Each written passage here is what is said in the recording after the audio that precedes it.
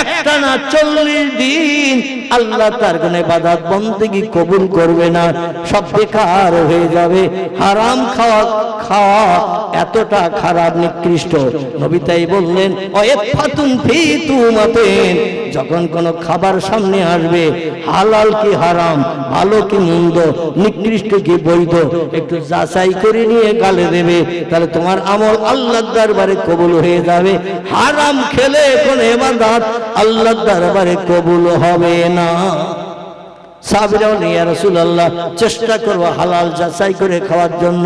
4 নম্বরের আমল কোনটা বলুন? আল্লাহ নবী বলছেন, হুসনুল খলিকা।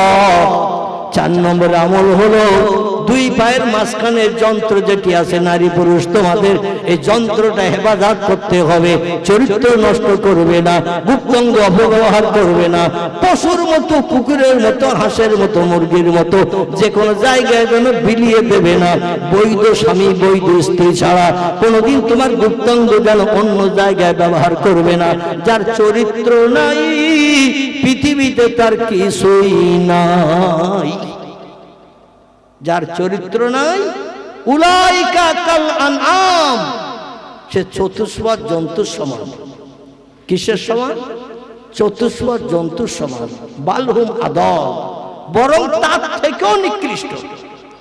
এই কুকুরদের স্বামী স্ত্রী আছে? হাঁস মুরগিদের কোনো স্বামী স্ত্রী আছে?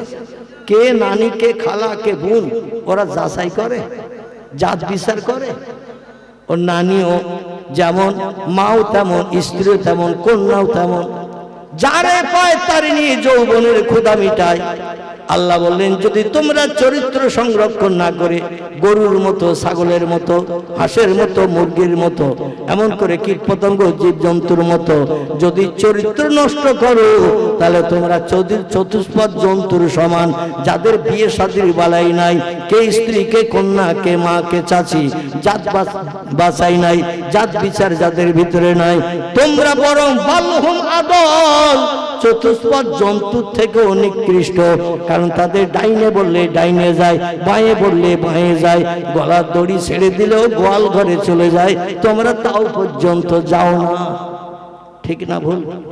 আমার ভাইরা, আফগানিস্তানের মুসলমানেরা আল্লাহর পাক কালাম কোরআন মজিদকে বাস্তব জীবনে রূপদান করে, বিশ্ব নবীর হাদিসের বাস্তব আমল করে এই পৃথিবীতে এখনো পর্যন্ত নজরে দেখিয়েছে। তাই বিশ্ব বড় দাদা আমেরিকা বেশ কিছুদিন ধরে যুদ্ধ করে পরাজয় বরণ করে লেজ গটিয়ে বাড়ি চলে গেছে। আফগানের মুসলমানদের হাতে তাদের দেশ ছেড়ে দিয়ে চলে গেছে। এটা মুসলমানদের ইজ্জত। জোরে বলুন একটু সুবহানাল্লাহ, নারায়ে তাকবীর।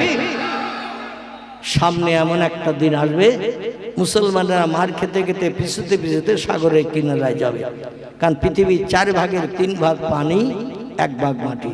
মাটি বেশি নয়, 4 ভাগের 3 ভাগ পানি পৃথিবীতে, আর 1 ভাগ মাটি।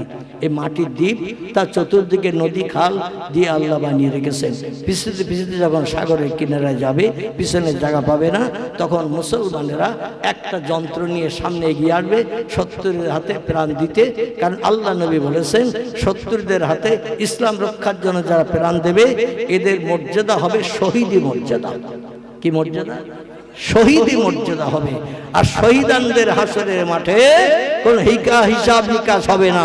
পয়গম্বর মুহাম্মদ রাসূলুল্লাহকে প্রথম আল্লাহ জান্নাত হালাল বানালো, নবী তো জান্নাতে যাবে না, গুনাহগার উম্মতদের উপকার করার জন্য।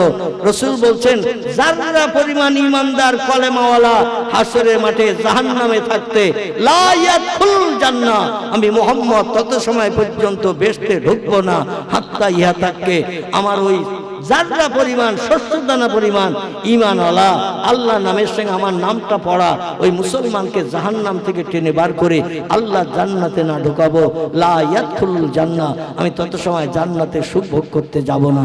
এই জন্য আমরা গুনাহগার উম্মত। রাসূল বলছেন, কুল্লু বনি আদমা খাত্তাউন, প্রত্যেকটি আদম বংশধর হলো গুনাহগার, ভুলে ভরা।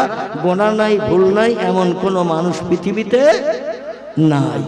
এই জন্য আমরা কম বেশি গুনাহগার ভুলে ভরা। আল্লাহ নবী বলছেন এই গুনাহগারদের আমি জান্নাত হালাল বানিয়ে সর্বশেষে যখন আর কেউ থাকবে না তখন আমি মুহাম্মদ সবার শেষে জান্নাতে যাব। জোরে বলুন সুবহানাল্লাহ।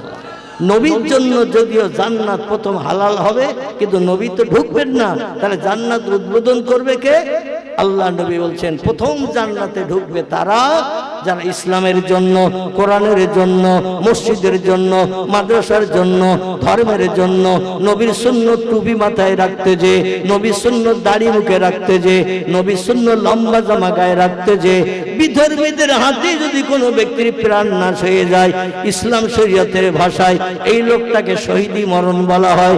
প্রথম জান্নাত উদ্বোধন করবেন শহীদানেরা, এদের আগে কেউ জান্নাতে যাবে না।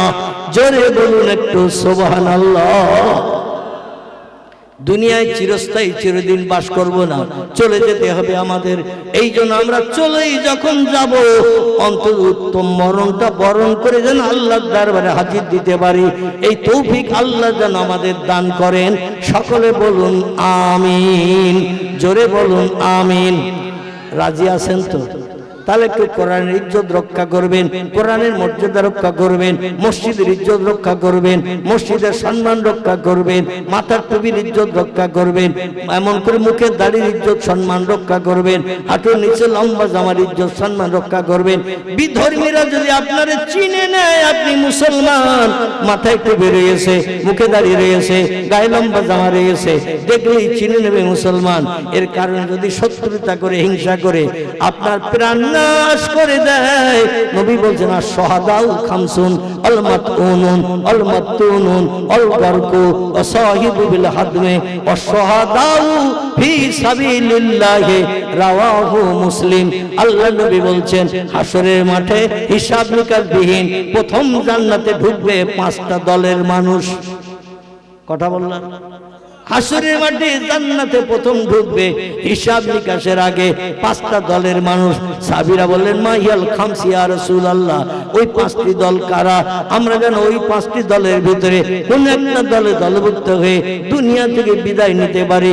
নবী বললেন আল মাতউনুন, শরীরের ভিতরের কোন কঠিন রোগ আক্রান্ত হয়ে অধৈর্য প্রকাশ না করে আল্লাহর উপরে সবর ইখতিয়ার করে আল্লাহর হুকুমের মান্যতা দিয়ে মৃত্যুদিন পর্যন্ত যদি ধৈর্য সহ্য করে থাকে, আল্লাহর নামে কোনো বাজে মন্তব্য না করে, আল্লাহ তাকে শহীদি মর্যাদা হাসরের মাঠে দেবে।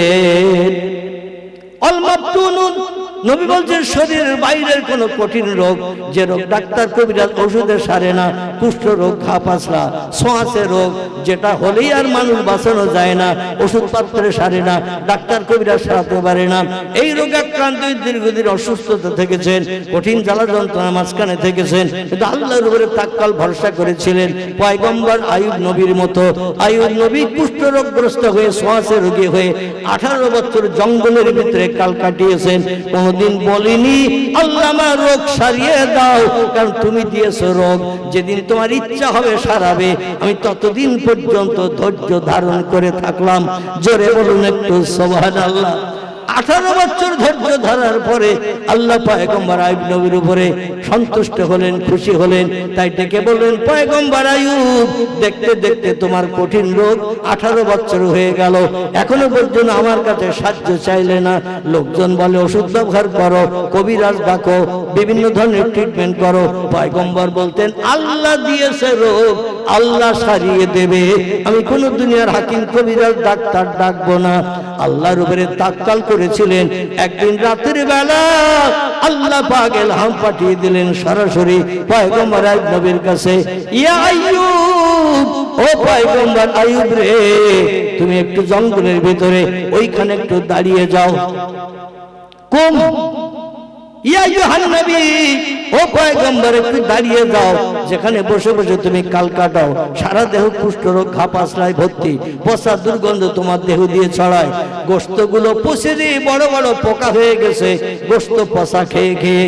ও আইয়ুব, আমি আল্লাহ তোমার ধৈর্যের উপরে বড় খুশি হয়ে গেছি, এই জন্য তুমি একটু দাঁড়িয়ে যাও জঙ্গলের ভিতরে। রাতের গভীরে দ্বীপ প্রহরের পর পয়গম্বর বলছে, আল্লাহ আমাকে দাঁড়াতে বলছেন, দাঁড়ানোর তো আমার সময়ের সুযোগ নাই, কারণ আমি একা একা দাঁড়াতে পারি না।